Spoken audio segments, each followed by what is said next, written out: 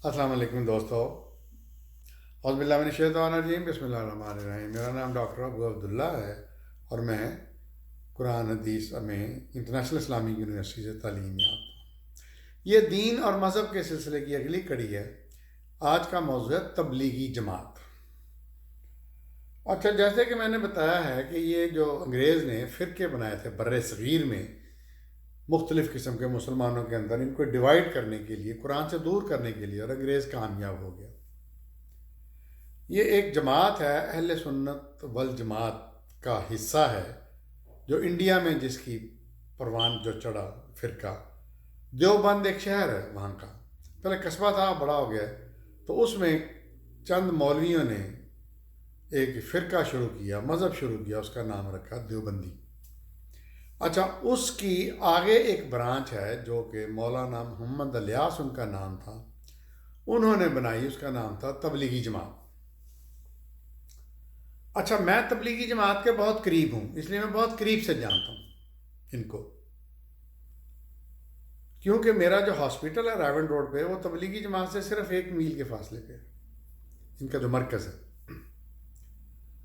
اچھا، وہ مولانا الیاس صاحب جو تھے، ان کی نیت ٹھیک شاید ہوگی، اور ٹھیک تھی، کہ اللہ کے دین کو پھیلایا جائے، لوگوں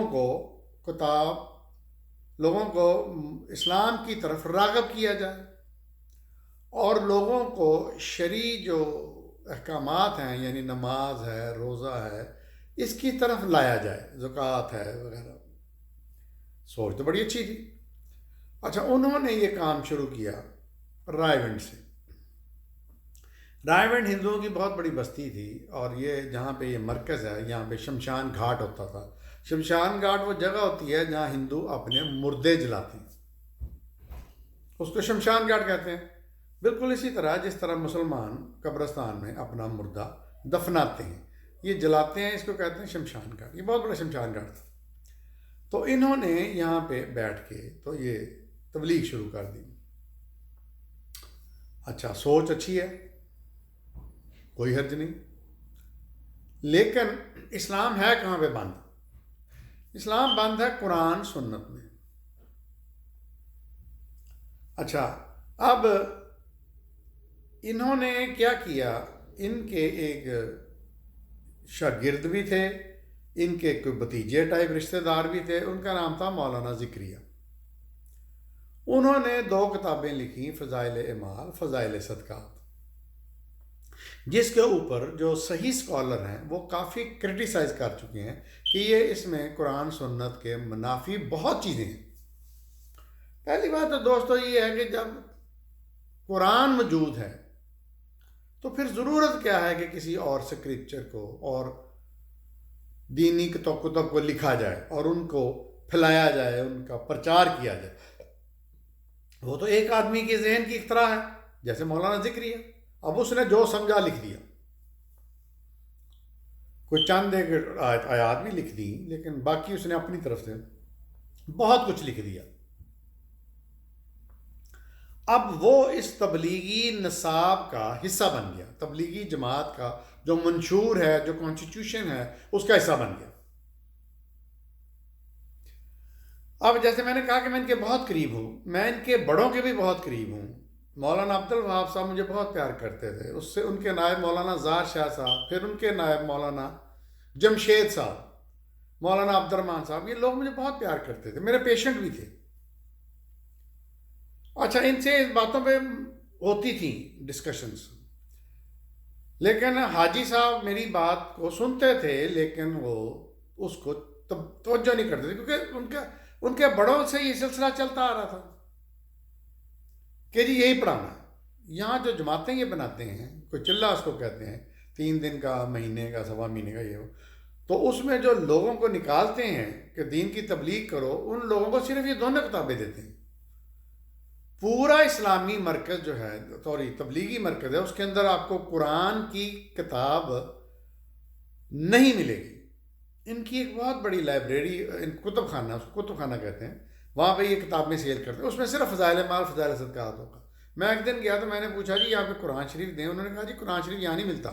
میں حیران رہ گیا، it was shocking for me کہ اتنی بڑی تبلیغی جماعت ہے، اتنی پھیل چکی ہے، اور یہ کہہ رہے ہیں کہ یہ قرآن یہاں نہیں ملتا، وہ باہر مارکیٹ سے لیں، مرکز کے باہر کوئی مارکیٹ بنی وہاں سے لیں.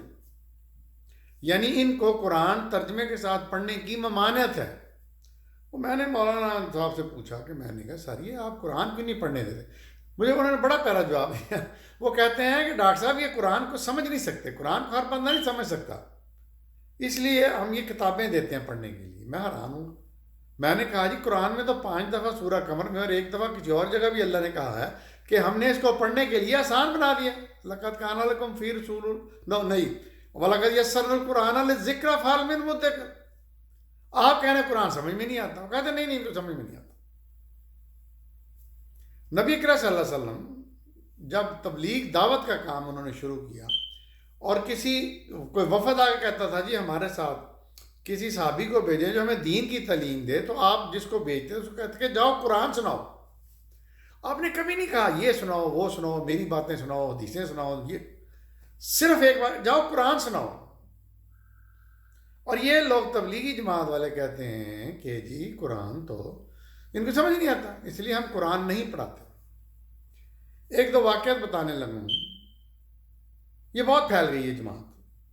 اچھا اس کے پھیلنے میں یہ ہوتا ہے کہ کوئی تعلیم لینے کی ضرورت نہیں ہے، کوئی ریسرچ کرنے کی ضرورت نہیں ہے، کوئی محنت کرنے کی ضرورت نہیں ہے، بس چل پڑو، آؤٹنگ ہو جائے گی، سیر ہو جائے گی، فلان ہو جائے گا، اور ساتھ اللہ بھی راضی ہو جائے گا. ذہن میں یہی ہوتا ہے ان کے. تو میں یہاں پہ اسلامک سینٹر کا ڈائریکٹر بھی تھا، قرآن کا ٹیچر تھا. تو ایک جماعت آ گئی ہمارے پاس ہمارے اسلامک سینٹر میں. تو میں بھی بیٹھ گیا عشاء کے بعد. انہوں نے اپنی ایک انجینئر صاحب تھے کسی دوسری شہر سے، وہ اٹھے اور انہوں نے دین کی دعوت دینی شروع کی. ساتھ انہوں نے ایک غلط بات کہا کہ یہ قرآن نہیں لکھا. اچھا چونکہ میں قرآن الحمدللہ جانتا تھا تو میں کھڑا ہوا. میں نے کہا سر یہ کہاں لکھا ہے قرآن میں؟ اچھا وہ ینگ لڑکا تھا، وہ گڑبڑا گیا، یہ قرآن میں تو لکھا ہی نہیں تھا. اچھا وہ تو نہ بولا، ان کے ساتھ ایک امیر اس کو بھیجا جاتا ہے، وہ بڑا تیز آدمی ہوتا ہے اور وہ قرآن سنت کا اس کو پتہ نہ ہو، لیکن وہ اس کی جماعت کے بڑوں کے ساتھ بڑی وفاداری ہوتی ہے. تو مجھے کہتا میں سمجھ گیا جی آپ کون ہیں، مجھے پتہ چل گیا آپ کون ہیں. اچھا اس کا مطلب مجھ پہ اٹیک کرنا تھا پرسنل کہ میرا دین ٹھیک نہیں ہے. اچھا وہاں پہ جو سینٹر میں بیٹھے تھے وہ سارے میرے شاگرد تھے، کیونکہ میں ان کو سنڈے کو اور سیٹرڈے کو صبح قرآن کی تعلیم دیتا تھا.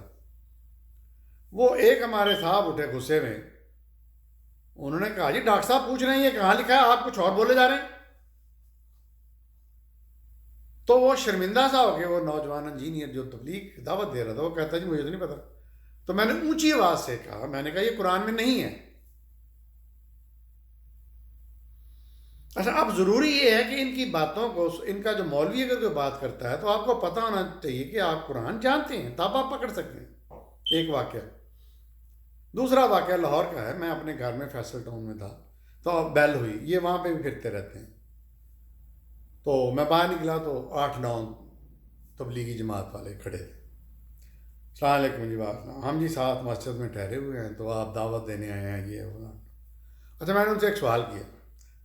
اچھا پہلے انہوں نے تعارف کرایا. انہوں نے جب دیکھا نا کہ ڈاکٹر باہر تختی لکھی ہے ڈاکٹر محمد احمد رام، تو ہم کہتے ہیں جی ہم سب ڈاکٹر ہیں. میں نے کہا ماشاء اللہ. میں نے کہا ڈاکٹر صاحبان آپ نے MBBS کیا ہوا ہے؟ کہتے جی الحمدللہ. میں نے کہا میڈیکل کالج سے؟ کہتے جی الحمدللہ.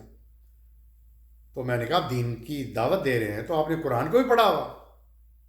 سارے چپ ہو گئے. تو جو ہمارا ہمسایہ تھا تبلیغی جماعت سے جس کا تعلق تھا، جو ان کو لے کے آتا تھا، تو اس کو یہ تھا کہ جان چھوٹے میں جان نہ چھوڑوں. میں کہا مجھے یہ تو بتائیں کہ آپ نے MBBS کیا ہے، 5 سال پڑھا ہے، پوری کتابیں پڑھی ہیں، لیب میں گئے ہیں، سب کچھ کیا ہے، تو یہ دین ہی ایسا فضول ہے جو آپ منہ اٹھا کے چلے آتے ہیں قرآن کی پڑھے بغیر؟ میں نے کہا دین تو بند ہے قرآن میں، آپ منہ اٹھا کے آ جاتے ہیں. یہ اتنا آسان اور بے وقوفانہ علم ہے. میں نے کہا کہ جو آپ جو ایسے ہی جا کے کسی کو بتا دیں گے جی دعوت دینے ہیں نماز پڑھو کلمہ پڑھو. اچھا چونکہ وہ ذرا ڈاکٹر تھے میرے کلیگ تھے، ان کو سمجھ آ گئی. کہتے سوری سر ہمیں پتہ نہیں تھا. اور مجھے امید ہے ان میں سے آدھے سے زیادہ وہ چھوڑ کے چلے گئے ہوں گے کہ پہلے ہم قرآن پڑھیں. بھئی ہم ڈاکٹر بنے ہیں، کتابیں علم پڑھ کے پڑھے ہیں، تو یہ ہم. تو دوستو یہ ایک ایسی جماعت ہے جو کہ بڑھ تو بہت رہی ہے، کیونکہ اس میں میرے نزدیک انٹرٹینمنٹ. لیکن قرآن سے ہٹی ہوئی ہے. تو جب قرآن سے ہٹی ہوئی ہے تو کون سے دین کی دعوت دے رہے ہیں؟ یہ اپنے کسی مذہب کی دے رہے ہیں نا. ان کا مذہب یہ بھی میرے نزدیک مذہب بن چکا ہے. پھر چونکہ اچھا ایک اور بڑی بات بتاؤں، قرآن کی روح سے، اسلام کی روح سے، نبی کریم صلی اللہ علیہ وسلم اور صحابہ کی جو زندگیاں تھیں ان کے مطابق جہاد فرض ہے. اللہ نے فرض کیا ہوا. جہاد ہی پہلے ہوتا تھا. نبی کریم صلی اللہ علیہ وسلم نے خود 27-28 دفعہ جہاد کیا. یہ اس کا نام نہیں لیتے بلکہ اس کے قریب نہیں جاتے. ان کا سالانہ ایک اجتماع ہوتا ہے، سالانہ اجتماع ہوتا ہے. اس میں یہ لوگ جا کے تو لگاتے ہیں، دعوت دیتے ہیں اور پتہ نہیں کیا کیا، مطلب پنڈال لگاتے ہیں، لوگوں کے لیے مشکلات پیدا کرتے ہیں. بھئی حضور صلی اللہ علیہ وسلم کی سنت کے ایسی کوئی چیز ہے ہی نہیں کہ عبادت کے لیے میدانوں میں بیٹھو. میدانوں میں تو جاتے تھے یا عید کے لیے، عیدگاہ بنی ہوتی تھی، یا عید کے لیے تو یا پھر جہاد کے لیے.